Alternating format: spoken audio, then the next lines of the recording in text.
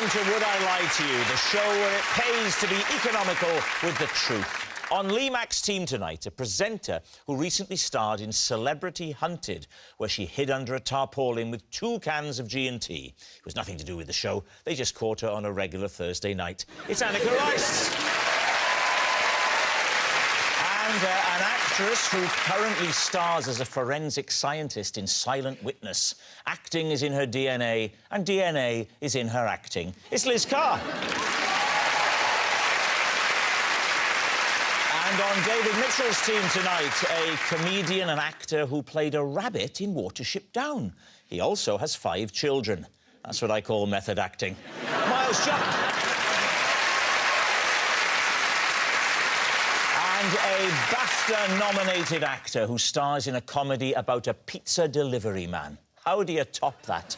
It's Samson Kayo.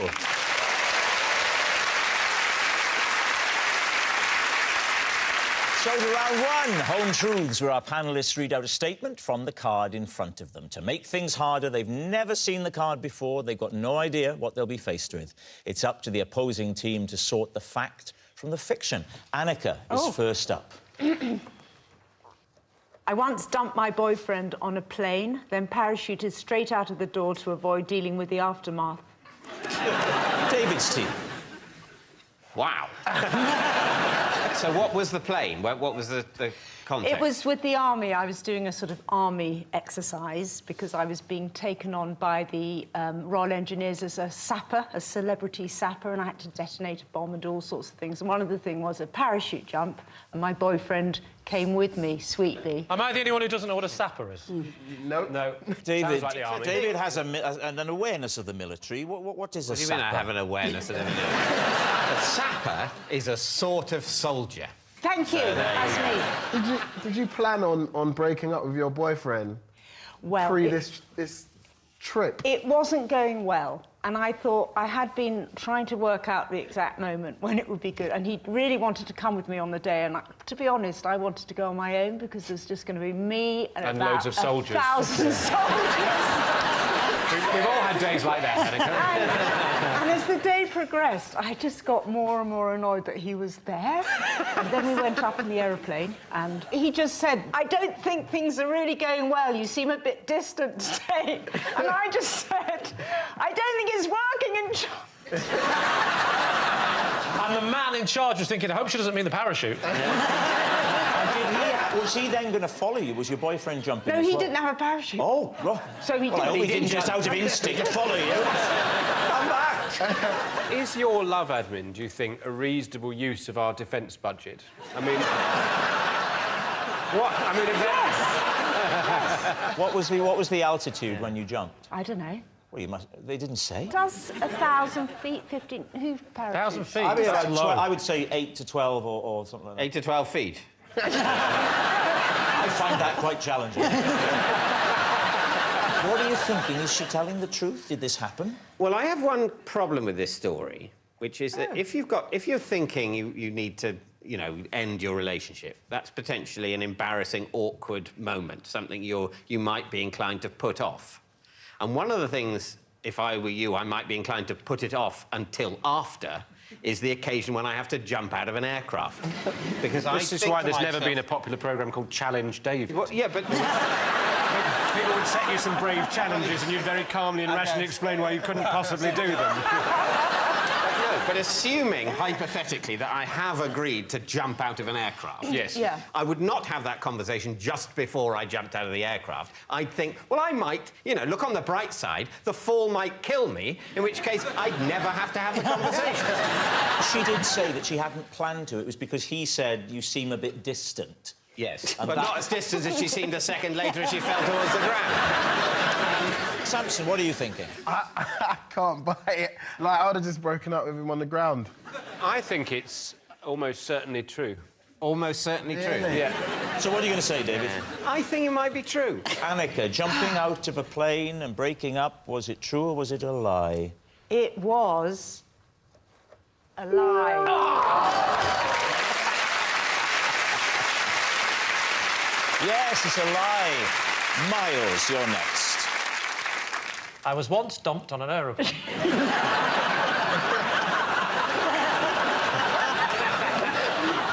I've just signed a publishing deal for my gritty debut crime novel, featuring the exploits of detective duo Nice and Spicy.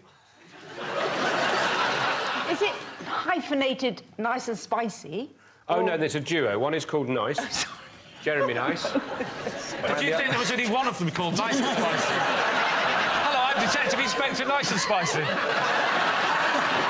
Detective Inspector Nice and Spicy and his partner, who has no name at all. It's a duo. Jeremy Nice, Ian Spicy. So you sat down with a blank piece of paper and you came up with nice and spicy. Well, there's a backstory, because OK. Jeremy, when it starts, he's quite sad because the person he worked with, Mark Cheap, died. So it used to be Nice and Cheap. Yeah, that's right. What sort of men are they, Miles? Well, Jeremy is incredibly tall, and Ian is incredibly short. Right. And that means they're one of the few people on their force that are given a police car with a sunroof. Have you written a book before? Yeah. What was your other book called? Other books. How many books have you written? Well, this is the third. So the two, if you want me to do all the maths for you. What? Presumably you do. It's funny, isn't it? Because a lot of people with an Oxbridge education, they can come across as condescending and a little bit... And yet you somehow carry off beautifully, Miles. This is because I don't have an Oxbridge funny. education. Because a lot of... Oh, you don't have an Oxbridge No. education? What do you have? Just an accent. And what's this one called again? It's called Blood in the Water. What's the plot of Blood in the Water? Well, I'll tell you how it begins. I'm not Nasty urinary tract infection. No, I don't want to tell you too much of the plot. That's the whole point of a whodunit. Don't worry. I'm not buying Or it. I'll say In fact, I've got a feeling nobody's buying it. So, what do you think? I think it's a lie, Anneka. Do you think it's a lie? I think it's a lie, personally. You think it's a lie? Yeah. Liz? I think it's a lie. I'll say a lie. Right, Miles, it sounded lovely. Was it true or was it a lie? It is, in fact, a lie. Yes, it's a lie. Miles hasn't written a novel about the detective duo Nice and Spicy. Our next round is called This Is My, where we bring on a mystery guest who has a close connection to one of our panellists. This week, each of Lee's team will claim it's them that has the genuine connection to the guest. It's up to David's team to spot who's telling the truth. So please welcome this week's special guest, Roy.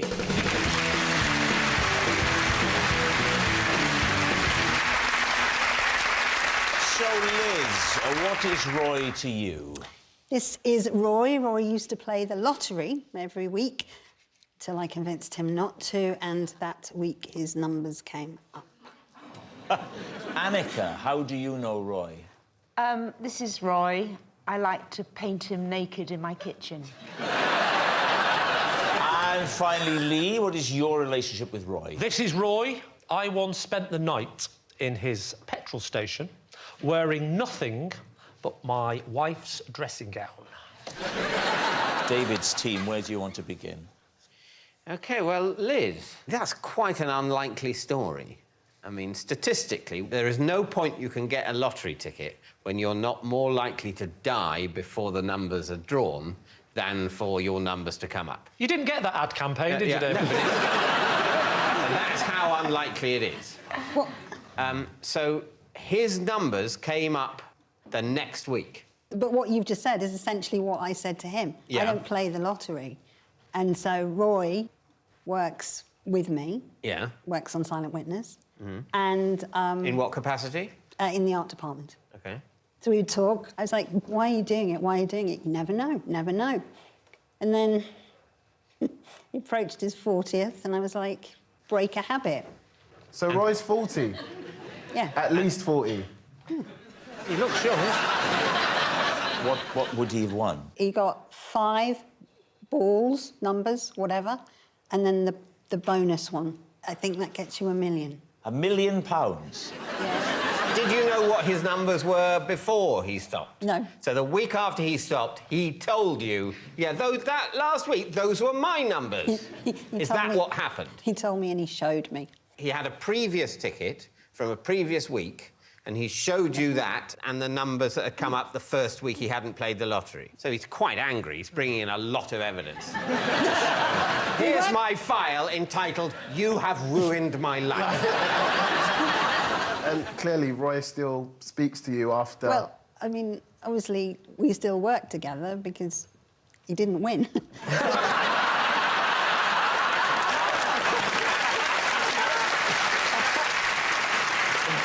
Right, David, who would you like to question next? OK, Anneka, you like to paint him naked? Yeah.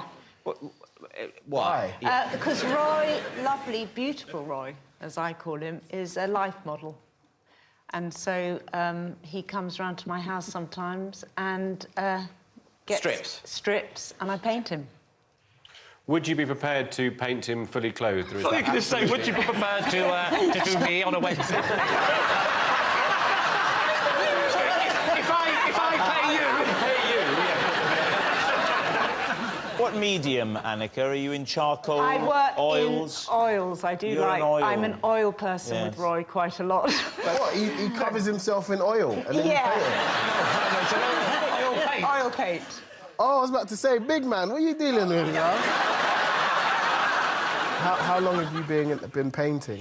About 10 years, properly. And Roy is one of the regular models. Do you pay Roy? Yes, you pay him. So He's a what happens? professional You model. make an appointment with him. I make an appointment. Ding dong. He comes to... Is that his nickname? No, you're at home. You've got your equipment out. Got it Ding all. dong. And then now he doesn't arrive naked, does he? No, What happens? No, he... Oh, come on, you can work it out, Rob. So I've got a studio next to the kitchen if I'm doing big oil painting in the studio. Oh. But then we go into the kitchen and I'll carry on sketching and things. And because he's been painting he's still naked, nude, he's that's still right. naked. Because Yeah. I know him so well, he doesn't bother to put a pant on or anything like that. Not a single solitary pant. How many variations of a naked man can you do? Not that you're telling the truth, because I am. What you don't know about Roy is he does the most extraordinary dynamic poses. So Oh, different it's pose every week. endless. Oh, it's endless. Can you show it? I'd me? love to see it. I'd love to Please see show us, yes. Well, I'm sorry, you're trying to make it all tasteful. All we're thinking of is the bloke saying, No, he- is it with the fruit bowl again, Anneka? he can do the most I'm not holding those grapes again. 3 hours that's all last time. Especially with my hands on my head. I can't hold my grape for those. Why don't you position Lee Yes, into how would some you of the poses that you enjoy with Roy? And take your time over this, Anneka. Okay, one last thing. Lee, Yeah? please don't take your clothes off. OK. So after a cup of tea, you are going to take your clothes off, and I'll hold hold the that. tea. Yeah. So what sort of poses do you I'm normally still do? taking Lee? my clothes off. I've got the pants on. I'm leaving them on for a second. Yeah. No, I'm doing this one. This is it. OK. I've got the T-shirt off yet. I'll just mix my paint. Right, now I'm down to my pants. Lovely. Yeah. So, are you going to... Could you... Well, look the other remove way. your pants? Look away? Yeah. Why do you want to look away? Because I'm not working yet. It's when I say go. OK. Look, I can't do it if you're going to look at me. Can you look the other way? Roy, get round here as quick as you can. Anneka, you haven't put the heater on.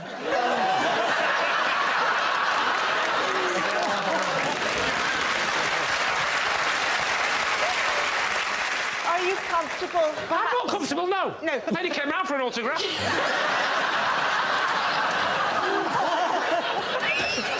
Should we see what sort of position? Hang on, let me see the cash first. You have to count it. I'm doing it, trying to put it in there, but I've got nothing on. That got in the folds of my skin. What do you want me to do? What Get position? on your knees. On my knees.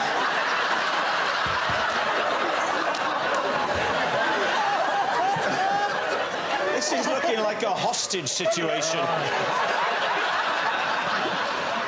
Now what do I do? Yeah? Do you want to preps? Yeah. Oh! Oh! Yeah.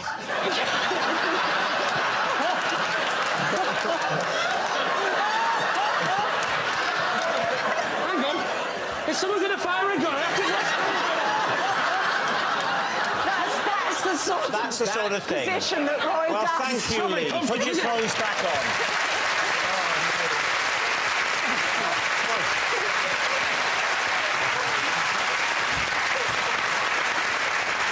All right. What about Lee? So what is the... I've forgotten myself. This is Roy. I once spent the night in his petrol station wearing nothing but my wife's dressing gown. Why are you in the petrol station overnight? Because I got locked out of my house. How did you get locked out of your house? Well, I went out of the house, didn't have my keys. I mean, how'd you do it? Why were you only wearing your wife's dressing gown when you left the house? I was at home, alone. My wife was away. It was about 2 or 3 o'clock in the morning, and I suddenly woke up in a cold sweat because I hadn't put the bins out. And I panicked, and I suddenly got up out of bed, and I like to wear just my pants in bed. Tell me if it gets too arousing. So I grab what I think is my dressing gown from the back of the bedroom door, and I realise straight away that it's my wife's. But I think I'm only taking the bins. It's only like a quick second job, so I go downstairs because that's where the front door is. Yes. And we used to have it on the middle floor, but many injuries. And so I went out the front door, and I just did that with my hand. Oh, turn round, slam, like that. So why don't you go, like, next door or something? It's 2 o'clock in the morning, and I live in a castle. Now, you walk barefoot Well, no, human feet. to the garage. I walk to the garage. And what do you find there? I found Roy, and he was reading a paper. There's not much business at 2 o'clock in the morning, you know. And I remember he went...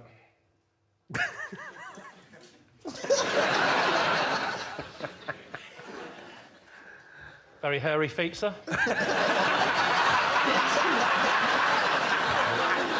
I said, I've locked myself out. Is there any chance I could borrow your phone? So I could phone my wife. Where was she? She was at a relative's house. In a safe house.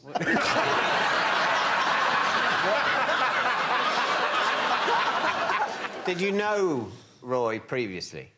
Well, I'd been in the petrol station a few times, but he won't recognise it because I was always wearing a balaclava.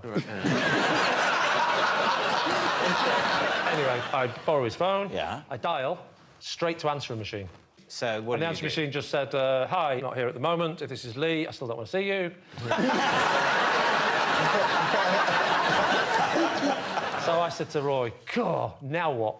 We had a little coffee and then started having a chat, and he was really nice. He said, you're my favourite on the show, and... I said, oh, It's a lie. And then when punters came in and just saw you, did they just... Occasionally, because it's 24/7, you know.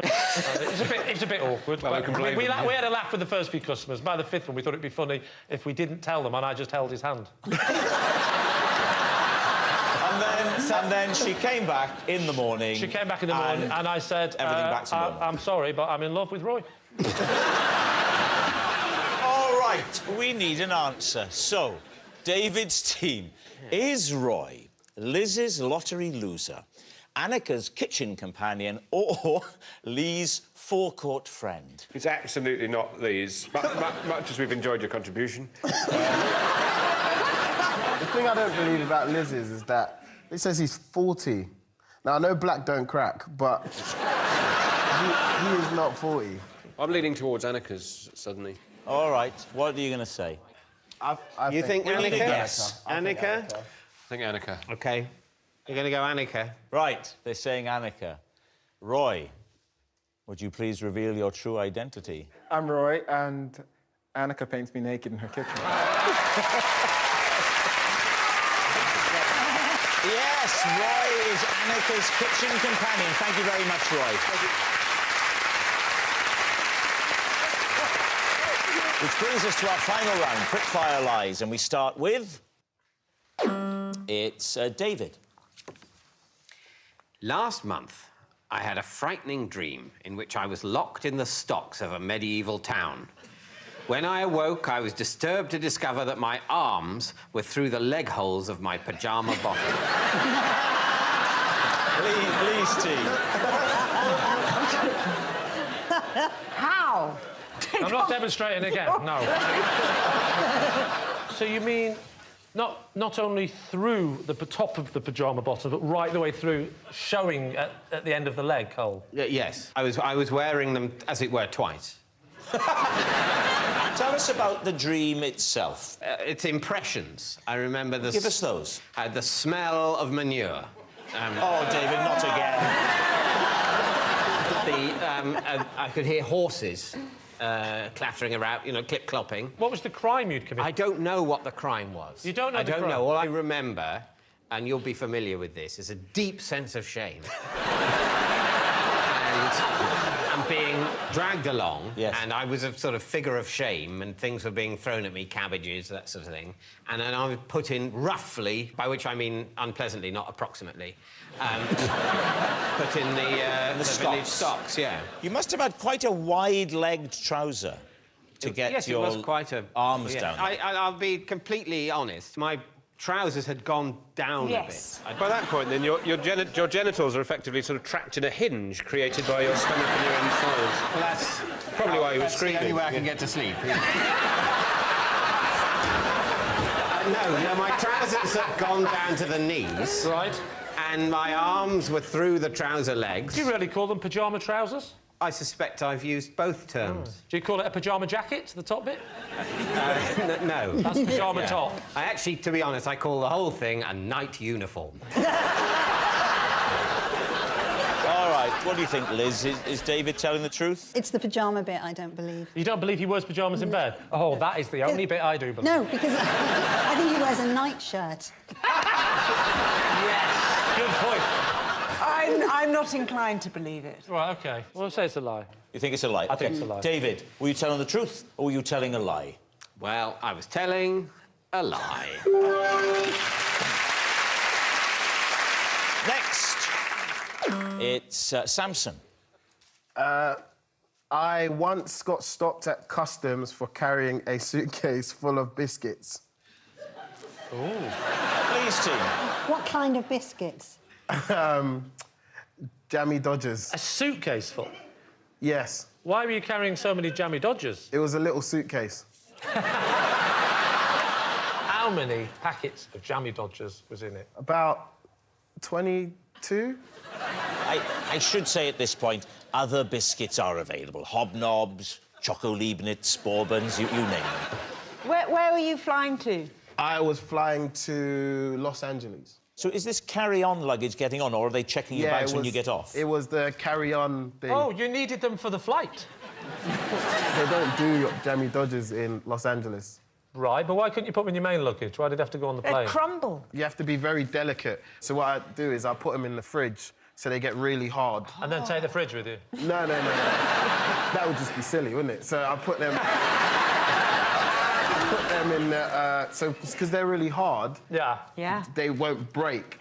Why did they suspect you? Was it when you I was just coming through and they went through... You know, the guy sits there and he looks at... Yes. Yeah. And He saw them on the X-ray? yeah. So he goes, oh, why have you got so many biscuits? And I said, I'm going to eat them. And he opened a few and then... When he opened them, though, what did he do? Did he taste them? I couldn't see where he went. He went, like, around like a little pillar. Right. And he put the suitcase down and he was checking them. And then I remember, like... He made a cup of tea, didn't he? No, it was funny because I remember he gave them back and obviously I went on my way and when I got to LA, I realised there was, like, 17 packs left. Was there anything else in that suitcase? Heroin. Socks? Plain socks, innit? Oh, I don't care what colour they were. Why were you going to LA? Just a holiday. Just a holiday? Yeah. How many weeks? 2 months. 2 months for a holiday? Yeah, I've got a lot of friends and, you know... Well, I've got lots of friends, but I don't have 2-month holidays. Yeah, but, like I'm an actor, innit? He's an actor. Well, I'm an actor! So what's it going to be? Truth or lie? Well, Liz is saying lie. Is that what you sticking saying with lie? Yeah, absolutely. I'm saying a lie. Oh, I'm going to go with my team. So they're saying it's a lie. Samson, were you telling the truth or were you telling a lie? It was the truth. Next. It's Liz. I had to retake one of my first ever scenes in Silent Witness because I looked far too happy to be watching an anthrax attack. David C. So, why are you watching an anthrax attack in the scene? There had been an anthrax attack, so we were watching it on the TV. So we're only talking about fictional anthrax We are attacks. talking about fiction. I wasn't watching the world unfolding and laughing. So was it like a big outbreak, pandemic, all forms of law enforcement came out? We are talking a BBC budget, so it was kind of quite a small thing. 2 ambulances and a skip. That's right. That's right. And what about the laughing? How does that come into it? It was early days in my Silent Witness career, and next to me was Amelia Fox, and I was like... I was essentially holding up a, "Oh my God, Mum, look where I am" sign in my face. Here I am, I'm with Amelia Fox with Amelia watching an Fox, anthrax Mum. attack. Yeah. But let's imagine that I'm the television report telling you about the anthrax attack, OK? Lee is... This is going to be a bit of a leap. Is Amelia Fox. That could be method. Do you want me to root through the bins? What does she play again, Amelia Fox? She's a pathologist. A pathologist, I knew that. All right, here we go. Well, serious scenes at the moment in London. Let's get the This kidneys attack out, have a is look at those. Terrifying. Chuck us the scissors, princess. Some people are claiming that the anthrax has been delivered from... And I was watching you in awe. I thought you were watching news coverage, not cutting up a corpse. Lee couldn't resist the opportunity to show his range. Yeah. Sorry, the stitches take time. It's beautiful. Very important to leave them with dignity. Pass the scissors. Just gaffer tape. Lovely. Do you take your gloves off? So you were giggling because you were right next to someone so well known and popular. Yet tonight I haven't seen you giggle once. What are you thinking? I'm thinking that it's true. That's True. what I would lean to. Samson? Yeah, I think it's true. We're going to go true. You're going to say true? We're going to say true. Liz, were you telling the truth or were you telling a lie? I was telling the truth. Yes, it's true. That noise signals time is up. It's the end of the show, and I can reveal that it's a draw. Lee has 3 and David has 3. Thanks for watching. We'll see you next time. Good night. Well, it's been such a quiet few days. What will they have to talk about? Mock the Week starting over on BBC Two now. And how to be a good guy just like him. Tom Neenan is not all men. Listen now by downloading the BBC Sounds app.